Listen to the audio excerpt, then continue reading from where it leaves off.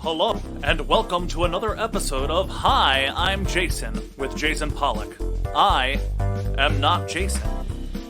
Join Jason and Justin back in the green room as they talk with some of their favorite folks from the entertainment industry.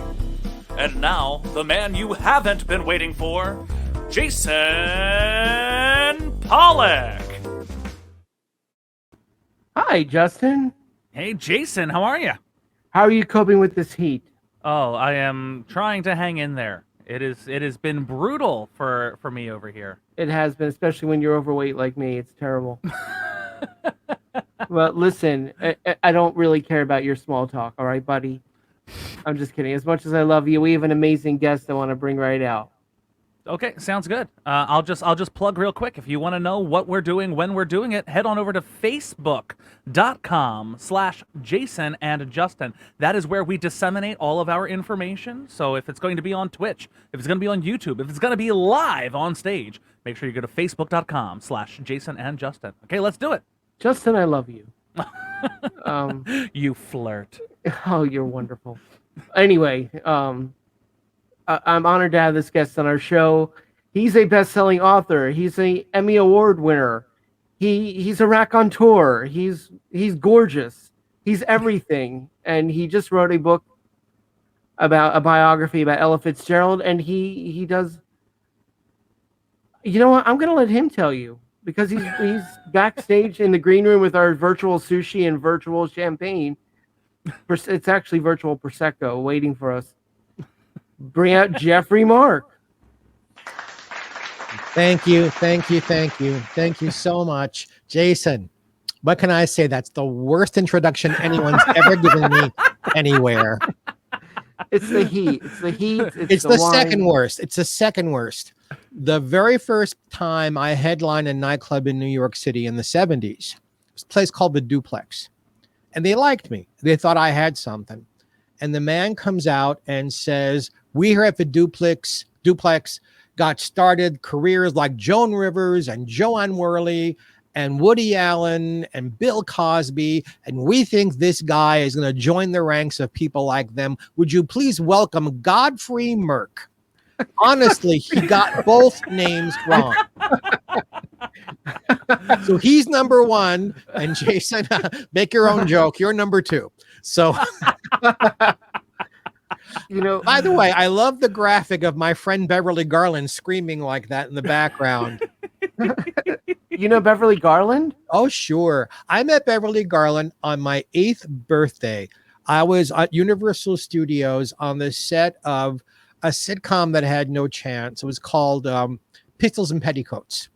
And it starred Ann Sheridan, who was already dying from cancer. And Bev was the guest star that week. And, you know, I was this little, very short, orange-haired little pixie of a kid with this, you know, how can this kid be so smart thing about me? And they thought, oh, this is so sweet. And Bev put me on her lap to run lines, thinking it would last for 5 seconds. I ran whole scenes with her. She was like, not only can you read, you know how to act. And then Ann wanted to do it. So I sat on Ann's lap running lines with her. And many years later, Bev pulled me aside and said, Geoffrey, do me a favor. I try to be younger than I am. Please stop telling people you sat on my lap. I'd really appreciate that. And how old were you at the time? That she asked me to stop sitting on her lap or when I sat on her lap? Both. I was 8. It was my 8th birthday. That's why I was there. Oh. And, oh gosh, I guess Bev and I reconnected when I was in my 30s. You know, once I started becoming famous, you meet people and you do things. Bev owned a wonderful hotel in Studio City, California, that a lot of people used for benefits and fundraisers and Hollywood autograph shows. And I would often perform there for charity, and Bev would be there, and we reconnected. You've just begun, and I'm already astounded at your life. Yeah, that's how I feel when I wake up, except... I wait till I have my first cup of coffee before I call myself gorgeous. I appreciate that. Okay, I'll go with gorgeous. We'll go with that. I was going to exclaim sex symbol, but that's me. You know, it's funny. I get sexy daddy a lot these days. We got silence. And Justin is laughing because that's what he was thinking. Oh, absolutely. I was just trying not to lick my lips on camera. Hey, Justin, it's mutual, kiddo. Oh my. You Flirt. You bet. Just don't tell my girlfriend. She can join in. I'm open-minded. Hey, I can probably teach her a thing or two. And think about how talented she would be after that, Justin. They're very true. I mean, especially although we'll get to some of your, at least one of your bedroom partners in a little bit, but but I want to ask something, especially if someone who has such a career like yours, that you everything from author, from everything that you've done, on stage, on screen, and behind the scenes. What was the moment for you that really felt like, you know what, I'm doing something? Oh gosh, I don't know that there is one moment. Oh. It's a series of moments. I've known since I was 2 years old that show business was going to be the only thing for me. So that's a moment. Mm-hmm. I performed in front of an audience for the first time at 4. That's a moment. Getting producers wanting to use me. I better finish that sentence fast. Producers wanting to use me on camera. I got talent scouted the same time that 8-year-old birthday thing. For Desilu Studios wanted to sign me to a contract. Art Linkletter wanted to sign me to a contract. And Danny Kaye wanted me to sing Let There Be Peace on Earth for his Christmas show. Mm-hmm. That was a moment where it's like, wow, I've done nothing other than perform in some school assemblies to get this kind of attention. My first show I got paid for when I was 15. I was in Little Abner in dinner theater. My first movie at 16. Every one of these things, I still pinch myself. I'm on with Jason and Justin. Wow, how cool. Look how far you've come. Look how far. Well, back to my sex life. But so here's the thing. Yes, I'm a comedian and a jazz singer, and I've got story. Daddy. I've got a very sexy daddy, as I keep getting reminded. Hey, I don't mind the daddy as long as they keep the sexy. Hey, if I did swing that way, I'd be all over it right now. Thank you. I just wanted to make it awkward. And there it is, kids. Jason, you would be about the 432nd straight man to flirt with me in the last month.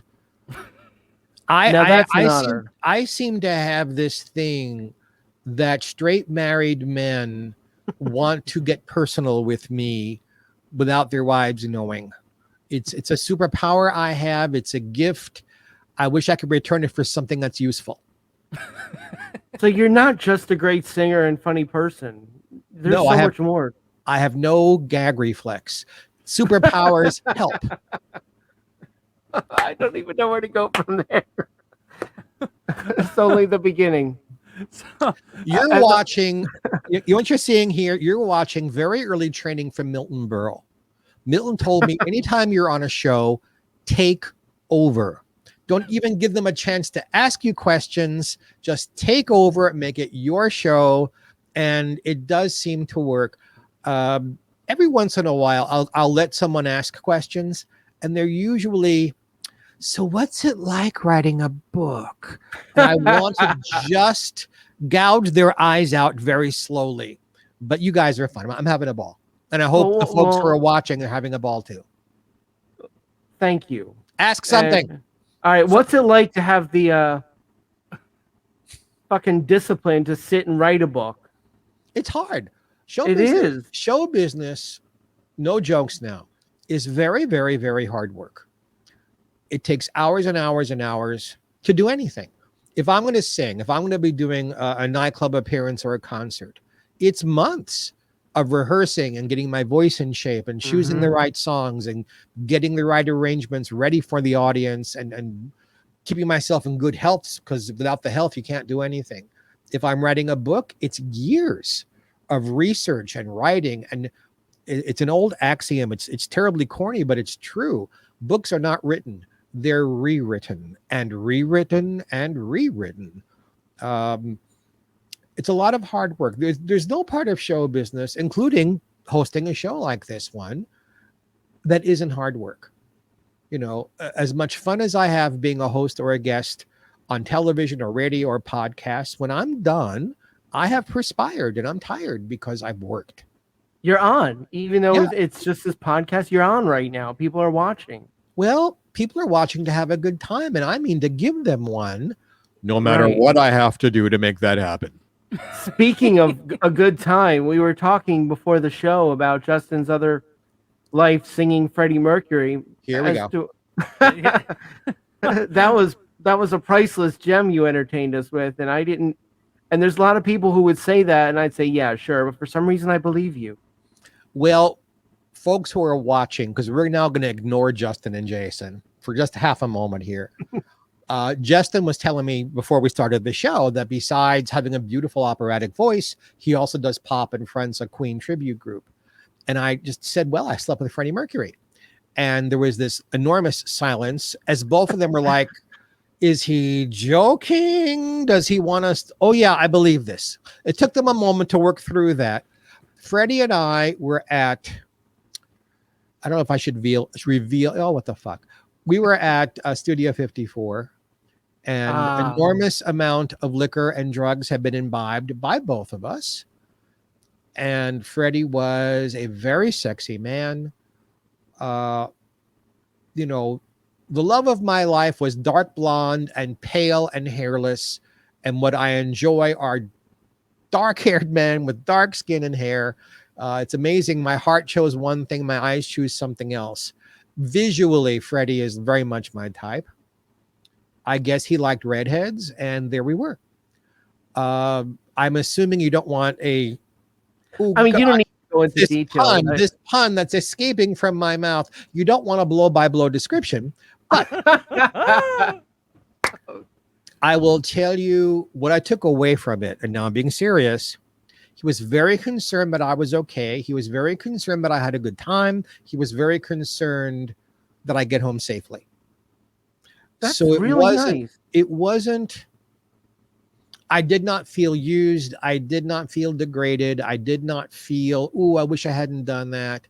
I walked away feeling, wow, there's a real person inside of that sexy body and all of that swagger. And underneath all of that is a really nice guy. And I'm glad I had the opportunity to have the encounter. So that's my takeaway from Freddie.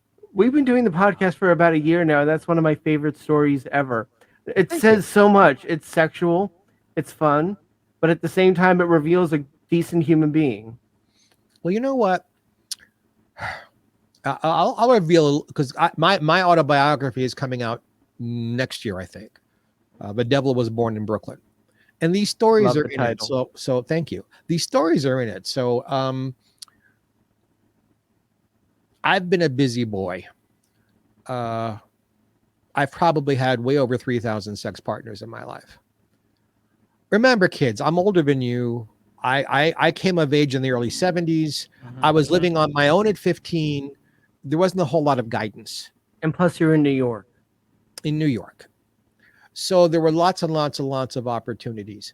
But all these years later, what I take away from all that activity, sex is wonderful, but not memorable. I can bring myself to an orgasm better than anybody. But intimacy is incredible. And if you spend intimate time with someone you like and trust, you don't have to be in love. You don't have to be married. It doesn't have to be forever. But those encounters are the ones I remember. Those are the people I remember.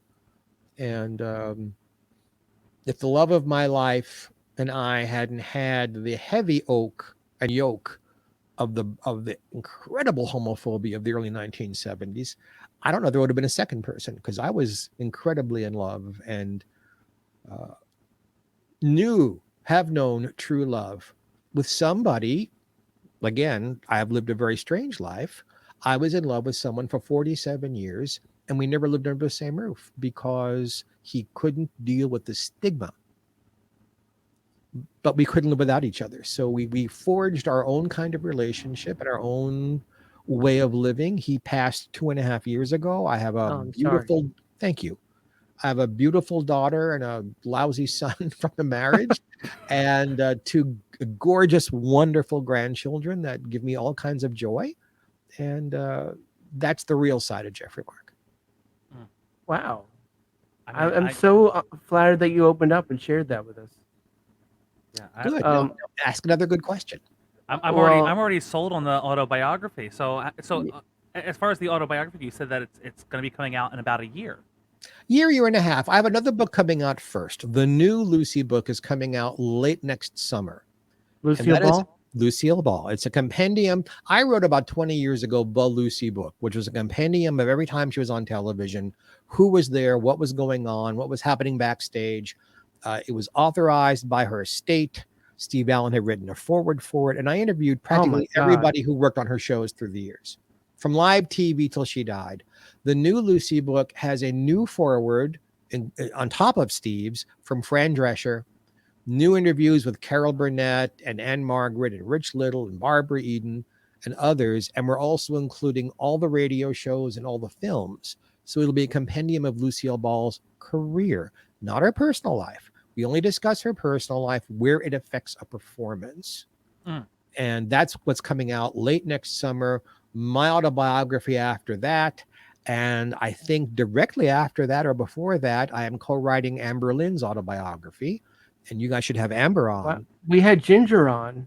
Ginger is not the same person. Amber No, I is know that. Amber, yeah, don't say to Amber ever we had Ginger. Just no. Amber is the bigger star. Ginger coattailed on Amber's name and popularity, but Amber's story is compelling, and she's a dear friend besides being a coworker, and you will enjoy her. We'll definitely You know, have I've to reach waited out. for someone to tell me I would enjoy Amber Lynn since the 80s, but You knew that already. I did.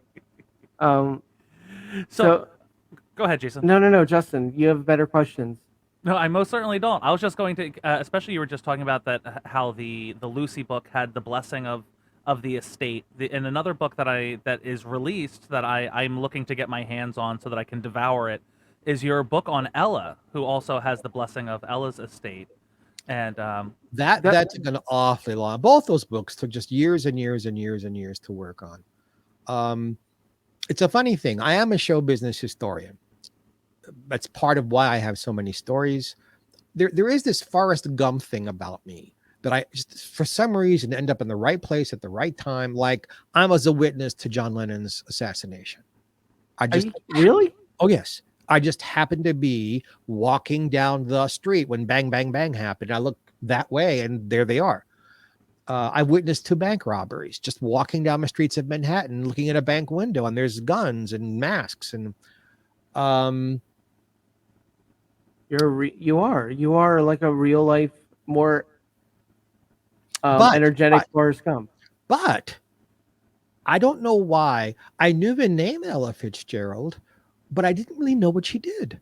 And this is well into the 70s, and I'm a grown man already, or at least I'm a late teenager. And in 1977, Dinah Shore had a television show called Dinah ! And she had on First Ladies, and her guests were Lucille Ball, Beverly Sills, Elizabeth Teller, and Ella Fitzgerald. And a dear friend of mine who's long since gone from AIDS, but was a big cabaret star in New York in the 80s, David Little, and I were watching the show together, smoking a joint. And Ella came out with Tommy Flanagan and a trio and sang I'm Beginning to See the Light, and a song written by my friend Paul Williams no one's ever heard. I sing it all the time because nobody's ever heard it, called Ordinary Fool. And I just went, who the hell is this and how does she do it? And in those days, there weren't all that many Ella albums out, just in that one moment in time. And there was a place in New York called the Colony Record Store on Broadway and 52nd Street. If you wanted to buy a record, it would be there. And I happened to be there when another celebrity was there. And I'm going to give you a senior moment because the name is right over here someplace, but it's not right here. The man who starred in Rocky Horror Picture Show. Tim Curry? Tim Curry was there. And I just said to him, I don't know anything about Ella. Can you teach me? And he took me through the bins, telling me what I needed to listen to first et cetera, which is a nice coda to the story, is I just saw Tim about 5 days ago and reminded him of the story. He didn't know it was me. I mean, he remembered helping someone, but he didn't know that I was the person he helped. I said, remember? Yeah, I was the guy. So Tim Curry got me started on Ella. And I began going to her shows and doing what I do. And by the late 80s and early 90s, I was helping Ella to pick her songs for her concerts because she was known for not going out on tour and just singing these 14 songs. This is the Mac the Knife tour. No, she sang what she felt like singing every night. And she did 2 shows. It could be 2 different song lists. But by the late 80s and early 90s, she was singing the same stuff over and over and over again.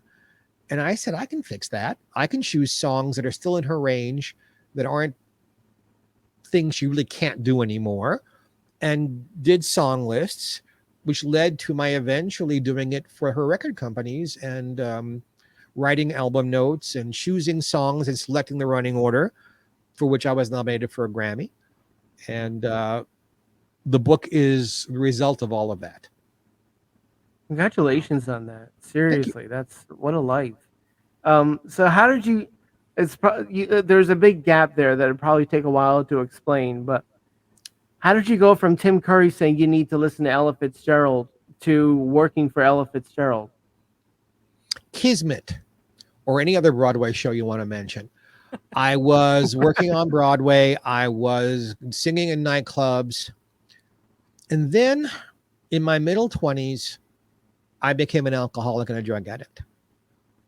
And it was just too easy to stay home, get loaded, get high, get laid, and not do the hard work of show business and not risk being told you're rejected or you're not wanted or we're going to hire somebody else.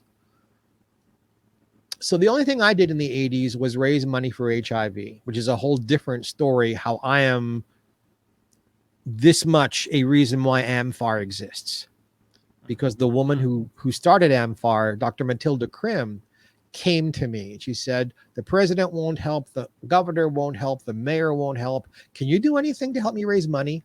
And I put on live variety shows in Prospect Park in Brooklyn. And she took that money to Elizabeth Taylor, and the two of them started AMFAR with that. And now AMFAR has $1.6 billion for research. Wow. I'm a little part of that, but that's all I did in those drug years. I turned 30. I moved to the West Coast. I realized that, life is going to be short if I don't do something. And I got clean and sober. And I've been clean and sober 32 years. And that led me to, oh, goodness gracious, what happened to all of that talent and drive? What can I do to be back in show business, but doesn't have daily rejection? Well, I could write a book. And that led to my first of 2 books on Ella Fitzgerald. So it arcs. It's a story arc. Now, you play Ella as well? I don't impersonate her. I do nightclub and concerts singing the Ella Fitzgerald songbook. Okay. Sometimes using her arrangements, sometimes using some of my own. Ordinary Fool, we recorded with a Jeff. Oh gosh, I'm having one of those. I didn't have enough coffee today. Obviously, I have no energy and can't think of anything. Are we draining you or draining you? What's happening? No, nobody drains me, baby. It's been tried, and their jaw wears out after a while. I could smell that one coming. I've had dates like that. Justin, you opened the door with that. I knew that I was. I am recording an album in the fall called Geoffrey Mark Sings the Ella Fitzgerald Songbook, which will have some of her arrangements, some I've had written for me. There's a wonderful man who does all the work for many of the award shows. I'm just losing his name, Jeff. I know his first name is Jeff. Jeff, I apologize to you, but no, I don't put on a dress and try to look like her. So I wrote a book about Ethel Merman. And I flew into New York and came into New York at 10 o'clock at night to be on a midnight radio show with someone whose name I won't mention because he was a jerk. And I get to the radio studio after being in the air for 6 hours and then fighting New York traffic to get to my hotel and then get to the radio station. And the show is already on the air. I'm joining it. And he goes, well, you're not Ethel Merman in drag. I said, correct. I am not Ethel Merman in drag. I've written a book about her. He was so disappointed. He barely interviewed me. So no, I'm not a drag performer. Drag is not my thing. I know it's a big part of gay culture, and I've marched. Yeah, just because you're gay doesn't mean you have to do drag. I've marched on the streets of New York, putting my life at risk so that people who want to do drag can do it without being harassed. But it's not my thing. Okay, so it is I just had time an awkward for a silence question. Time for a question. I'm so entranced with the story that your story in general, that I just thought, oh crap, I'm interviewing. I'm supposed to ask a question now. Okay. 1976 was the first year that I was in a gay march. And in those years, it wasn't a parade. It wasn't naked people. It wasn't floats. It wasn't ooh-ah music. It was serious people not wanting to be killed, not wanting to be thrown out of their apartments and homes, not wanting to be turned away from medical help or thrown out of a restaurant. Right. Those parades weren't about having fun then. It was about it wasn't a parade. It was a civil rights march. And we started from Christopher Street in Manhattan, in Greenwich Village, and marched up Fifth Avenue. And when we got to St. Patrick's Cathedral, somebody in the Catholic Church arranged for a mob to meet us. Oh. And we were stopped. The mob had broken glass, bottles, and bricks. And we were like 6 or 8 wide. I was right in the middle. And somebody, bless his heart, called my name. And I went, what? And I could feel the wind of the brick going by my face. If I hadn't turned my head, I wouldn't be sitting anywhere today or any other day after that. 3 of us died that year. About a dozen of us ended up in the hospital. The next year, I was like, no, you're not going to scare me away.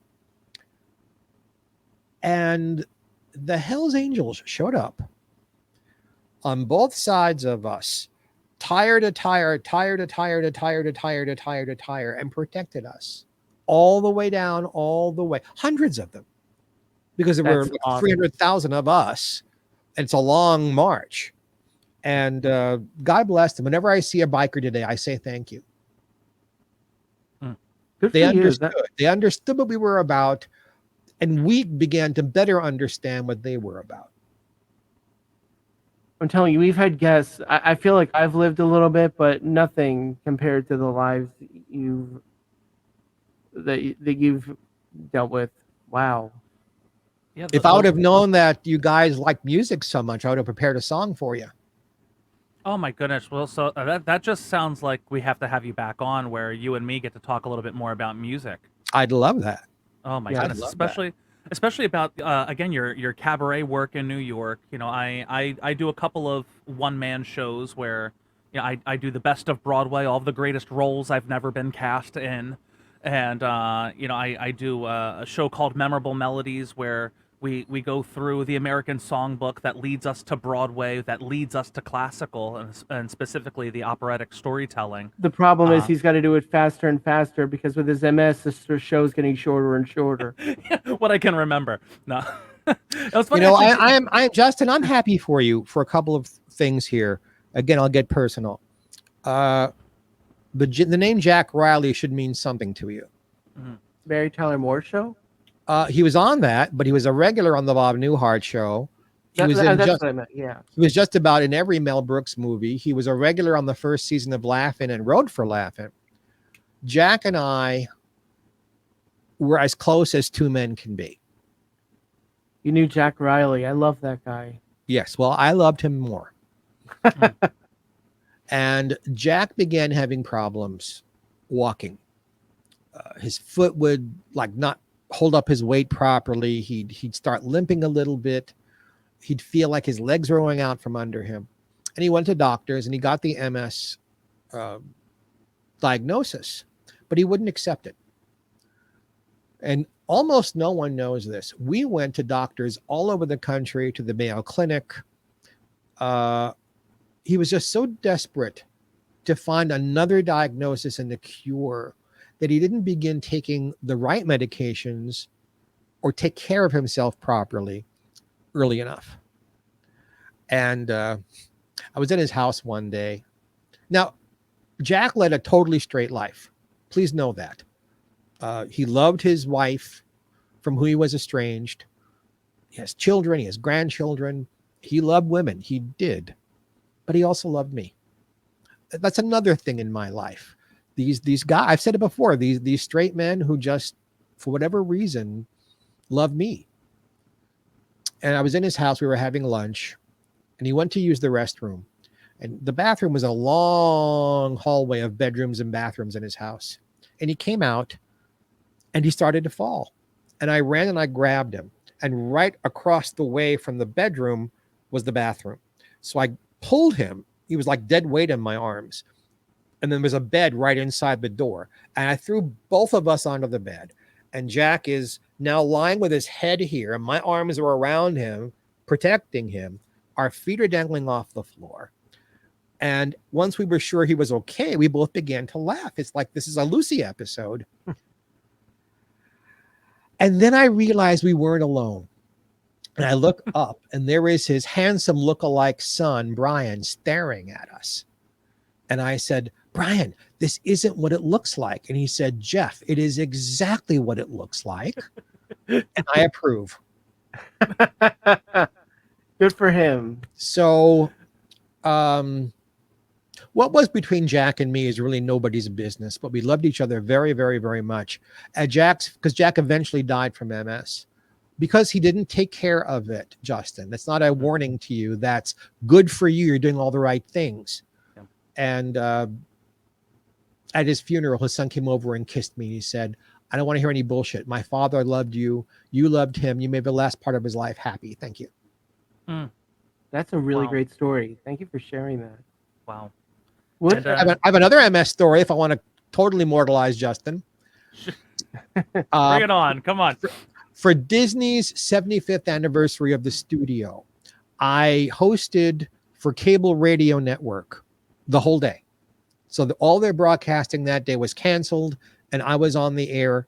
And they had at Disney, you know, every television station, every radio station possible. You each had your own tent. And the publicity people would bring people to you, and you'd sit down. And if you were lucky, because I'm on the air live, so I've got an earpiece listening to the studio, and I've got people talking in this ear. We're about to bring you so and so and so and so. And I noticed they were bringing up Annette Funicello, who by that point was in a wheelchair and having trouble talking because she too did not get diagnosed early enough. And I walked over to her, and she looked incredible. And I was an idiot. And I said, Annette, are you feeling as good as you look? And I went, she can hardly talk, and you're asking her questions in public. And I quickly, to cover my eyes, oh, you don't have to answer me. I can see by your beautiful smile how you feel. I said, Annette, it's so good to see you again. And she looked up at me, grabbed my hand, and said, good to see you too. Because she realized that I realized that I was an asshole, and I tried to fix it, and she appreciated. She noticed that. She appreciated the fix. But that was a magical day, being with all the Disney people and interviewing all of them, and being the only person in the entire day that Michael Eisner talked to. He would not speak to anyone. That's TV, the most shocking. That's more shocking than the relationship with Freddie Mercury and Jack Riley. Why is it shocking? Because you talked to Michael Eisner. I've never heard anybody. He asked for it. We were just doing our thing, and Roy Disney Jr., first of all, Roy Disney comes over and sits down next to me and puts his arm around me. It's like, okay, you're not talking to anybody else either, Roy. But you don't say that, you think it. I interview him to the best of my ability. And then you could almost hear sitcom music. Dun, dun, dun, dun, dun, dun, dun. Because Michael was walking towards me. And everybody's eyes like, huh? As he walks towards me and he sits down. What had happened was they sent me the man and woman who were then voicing Mickey and Minnie Mouse. And I just, all these years are show business. I knew better. I did not interview them as actors. I interviewed them as if I'm sitting there talking to Minnie and Mickey. And because I wasn't doing the wrong thing, they stayed with me for about 45 minutes I mean, everybody else got 5 minutes. They went back and told the powers that be, because they said to me when we got off, we stopped for a commercial every once in a while. They said, "You're the only one. You're the only one." I said, "I'm the only one what?" "You're the only one who got it. Contractually, we cannot be interviewed as ourselves. We can only be interviewed as them. And you're the only one. There's 100 sets of people here. Everybody else didn't get it except you." I have to assume that's why I got Michael Eisner and Roy Disney. Is that the actor in you that picked that up? Maybe the broadcaster in me, or maybe I do have superpowers, and one of them is being highly intuitive, like, "Oh, I know what you're thinking," or "Oh, I know what needs to happen here." That's served me fairly well in my life. So that definitely seems to have been a gift for you to be able to read the situation as a whole, and not just maybe the snapshot of what the situation could be, but you seem to have been able to understand the greater scope of what things have been in your life. Look, I've made as many mistakes as everybody else has in my life, but I do seem to have an ability to sort of take one step back and look at the big picture of something and go, "Wait a minute, before I open my mouth, or before I commit myself, or before I let somebody else, stab themselves in the thigh, let me speak some truth. Let me open some light on this, because it should be this way, not that way." And sometimes I end up stabbing myself in the thigh anyway, but more often it helps me or it helps somebody else. Justin, those dimples are driving me crazy. Good heavens. He's not only that, he's tall. I'm not. Oh, I'm. Everyone's tall compared to you. I'm only 6 feet tall. So. Well, I'm 5'6", so you're right. Ask your girlfriend how much just for an evening. Would you make him sing to you? Because I mean, that would woo me. When he sings, all I think is this guy's got the best voice I've ever heard anybody ever use. Uh-oh, he's running away. We have No. I was getting my ukulele because I'm going to sing you my favorite, at least a little bit of my favorite. Actually, the very first standard that I ever learned, Okay. American Songbook tune. So, and since we're being amorous, why not? So Go ahead. Let me hear it. It must have been moon glow, way up in the blue. It must have been moon glow that led me straight to you. I still hear you saying, "Dear one, hold me fast." And I started praying, "Oh Lord, please let this last." We seem to float right through the air. Heavenly songs seem to come from everywhere. And now when there's moon glow, way up in the blue, I always remember that moon glow gave me you.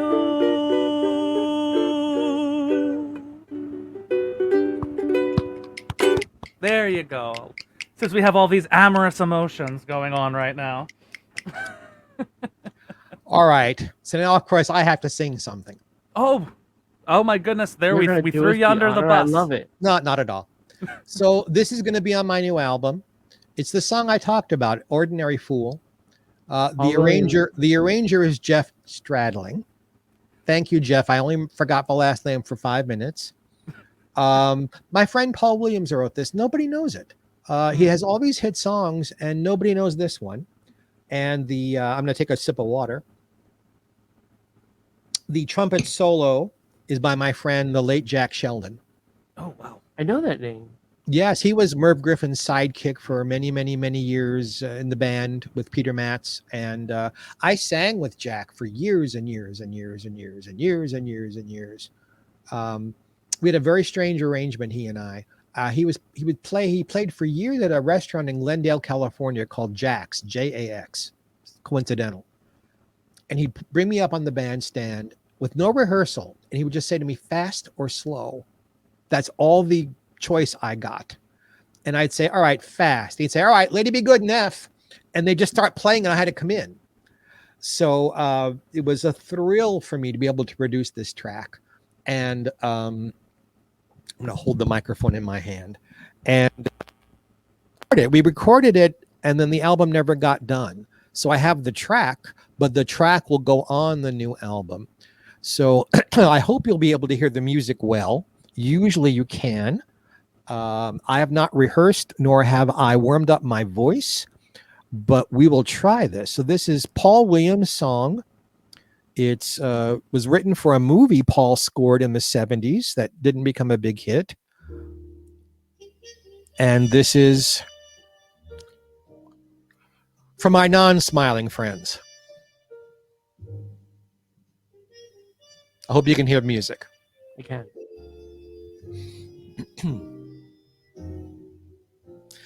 Only a fool like fools before me, I always think with my heart. Only a fool, the same old story. Seems I was born for the part. The lessons that I've learned, the page I should have turned. I shouldn't cry, but I do. Like an ordinary fool when his ordinary dream falls through.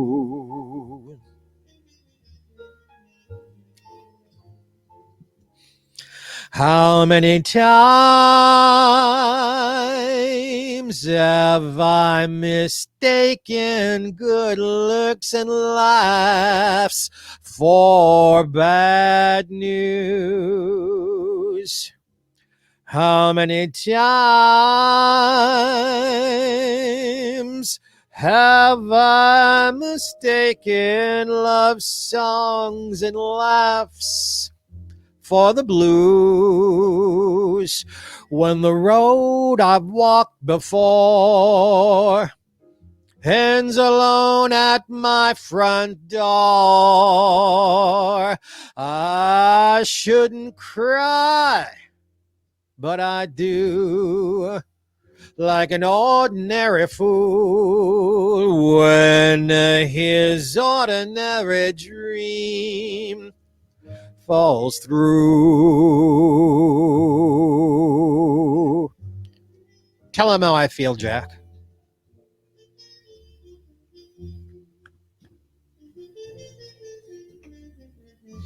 Yeah.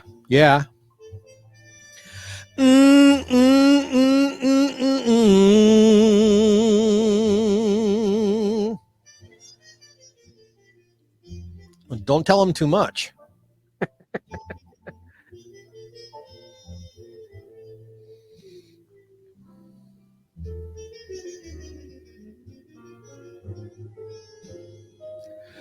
How many times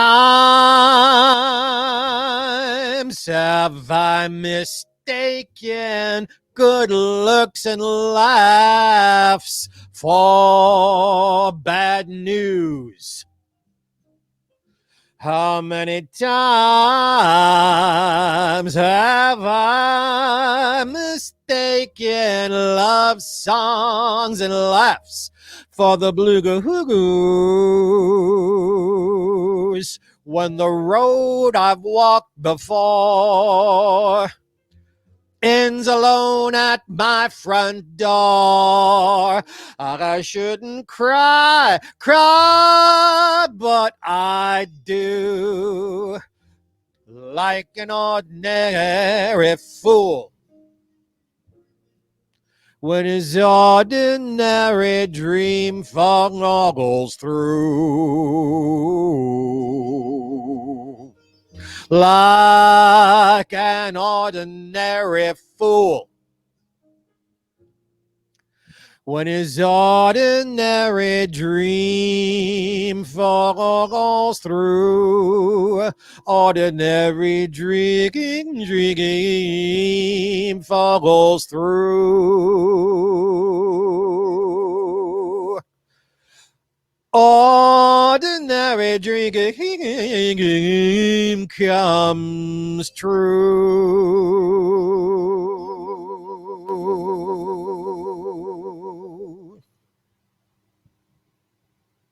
Very cool. Thank you. Holy shit! If I mean, if you sound that good and you're cold, holy crap! I definitely heard hints of Ella in that tune. Yeah, I'm sure you did. Yeah, And a little Billie Holiday, and a little Yes. Belle Torme, and a little Frank Sinatra, and a little Ethel Merman, and a little all the different people who have influenced me. Any musical artist, we're all the sum total of our talent that's native to our bodies, and then all the influences we've had. Yeah. I'm in one of those situations now where I feel like the phony out of the group. So I'm going to do an original by Weird Al Yankovic now. No. Oh, I feel like I'm the one who... Ricky, don't do that. So Geoffrey, you were just saying, so this is going to be on an album that you're releasing. Called Geoffrey Mark Sings the Ella Fitzgerald Songbook. We're going to be doing Sweet Georgia Brown and Ordinary Fool and gosh, just going to task it. We have to do that. Mac the Knife, How High the Moon, Swonderful from the Gershwin Songbook. Oh yes. We're going to be doing Satin Doll from the Ellington Songbook. I just learned that one. And a bunch of other surprises, but we're doing about 15, 16 songs. And are you going to be touring? Yeah, I'll be touring not this year, but next year. When the book comes out and the album comes out, I'll be doing a tour East Coast, possibly Canada, LA, Palm Springs, where I live, possibly San Francisco, singing those things. And then there's one thing I'm going to be doing in every show, probably for the rest of my life, which is whatever I'm doing, whatever the theme of what I'm doing is, I'm going to ask the audience if I could do one just for me. And I'm going to, in a thumbnail, tell the story about my life with Joel. His name was Joel Kabig, in case I haven't said it. And how we met and our song, which is from the Great American Songbook. It's an Irving Berlin song called I Got Lost in His Arms. So that may be on the album if I can fit it in. Wow, great song. Love Irving Berlin. Probably the most romantic song ever written, I think. I used to sing it to him when we were alone. And after he died, I was asked to sing at a benefit. Again, with no warning, really. I had like a day to pull something together. And I sang this, I Got Lost in His Arms. And some lovely man donated $5,000 in Joel's memory. So it's become a sort of a good luck song for me. Wow. Wow. And in one song, I get to explain 47 years of love. Wow. So I'm hoping I'll keep my fingers and toes crossed that makes its way on the album. It will, and I'll be happy to sing it for you guys someday. I'm not shy about singing it or telling the story. Well, no, I don't want to put you on the spot again, just because that was so beautiful. And again, it's that song was familiar enough, but also foreign enough that I definitely want to hear that again and maybe find a lead sheet for myself, because that was beautiful, Jeff. I don't even know that it's available on sheet music. The only people I know who have ever recorded it were Ella live, not in the studio, and Karen Carpenter recorded it, and it went nowhere for her either. So I'm hoping third time's the charm, and I hope we chart with it. But I just love singing it. It's the ballad that got me into Ella. And Paul is a friend and has given me permission to record it and sing it with no money. So I appreciate that from him. I watched a Wow. documentary on him on Showtime, and he's such a fascinating individual. He's a smart, funny, talented, loyal friend, very honest man. I love spending time with him. And of course, now he's the president of ASCAP. So who the hell knew? I didn't know that. I might have to call him so we can actually play this episode with the songs on it. Well, a similar story. I mentioned David Little a little earlier. David had an anomaly back in the 70s in that his musical director was straight. Most of the guys who played piano or arranged for us were gay men. And I called him the Owl because he wore these big, round, oval glasses. And he wrote some really beautiful arrangements for David. And he wrote some music for David that I liked a lot. And I was at one of David's rehearsals, and we all sat around having coffee afterwards. And I told them a very short story. But I went to college at the University of Arkansas at Fayetteville. And I went to the cafeteria to eat. And the lunch lady said, "Hey, boy, you're from the East Coast, ain't you?" I said, "Yeah." "Well, we got this here delivery of this thing, and we don't know what this thing is. We hate to throw food out, but can you tell me what this thing is?" "These stale donuts." Well, what they got was a delivery of bagels, and they'd never seen them before. So I told them, slice them halfway through, and toast them, and put out jelly and cream cheese and butter. And come on, you're fooling me. You don't really do that. Yeah, you really do. So I told this story to the Owl, and the Owl came back, I don't know, 10 days later with this song called Pinkfish. And the release of the song was, "They served me pinkfish with big stale donuts. I thought I would go nuts." And I thought it was the worst piece of crap I'd ever heard in my life. I turned the song down. The Owl was Alan Menken. Oh my God. Alan Menken wrote me a song that I turned down. Wow. Wow. So the button to the story is Jack Riley and I were going to a benefit one day to be in the audience for a friend of ours. The benefit was for a friend, for Peter Matz's widow, actually. So we talked about Peter Matz. And I told the story of Pinkfish. And Jack says, "Jeff, I love you.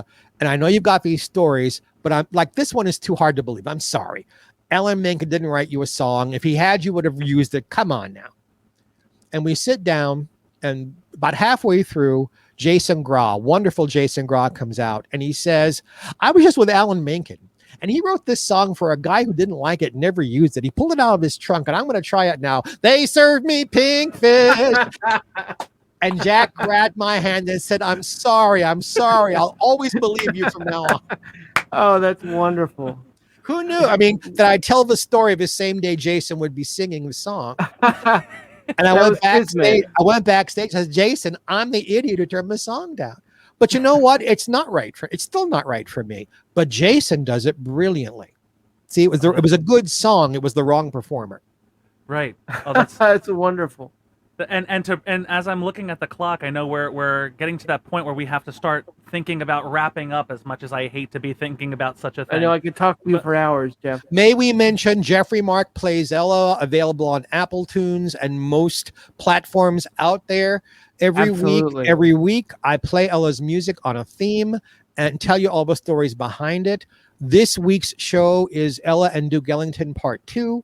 We've already posted up Ella and Cole Porter and Duke Ellington Part 1. When is it? It'll be out tomorrow. So whenever you're watching this, whenever tomorrow is in your life, it'll be out there. So we don't have to tell about any dates and times, but it'll be available. I know we're live right this moment, but whenever you're watching this, go onto a platform, Geoffrey Mark Plays Ella. I guarantee if you're an Ella fan, you will love it. Wow, that's awesome, and I'm going to be listening. Yes, and for those of you do not walk. And for those of you who are watching live, this coming Friday, I am guest hosting Main Street, and my guest will be the incredible soprano from the Manhattan Transfer, Cheryl Bentine. So we'll have an hour of Cheryl and I talking about music and pop and jazz and all the wonderful things she does. So those are my plugs. Jeff, you threw me for a loop because I thought we were going to spend the show talking about Ella's biography, and you were just you blew me away. So I told you, no gag reflex. And on that note, Well, I was going to say real quick, the yeah. full circle, though, to let Geoffrey know, one of the things that, well, Jason and I, we met doing a cabaret show with the amazing Julia Scotti, and Jason and I realized that even though I come from the music background and he comes from the comedy background, that we were both silly people that enjoyed musical theater, and both of us, we share a dream role, and that is Seymour from Little Shop of Horrors, written by Alan Menken. So there Absolutely. we full circle there, connection to everything. And Alan is a very, very nice man, and That's good to enormously know. gifted, but very, very, very nice. Wow. Well, Geoffrey, thank you. Now, of course, I always like to put people on the spot last minute. Would you like to come back? Because we would love to have you again. yeah. It would be my pleasure. Just contact my extraordinary publicist, Harlan Bowl, and he keeps my calendar. But I would love to, and I'll come back. I'll sing "I Got Lost in His Arms" for you next time. Oh gosh, my heart. Geoffrey, thank you so much. Thank you, Jeffrey. My pleasure, boys, and everybody out there. God bless and have a happy. Thanks for watching, everyone, and listening.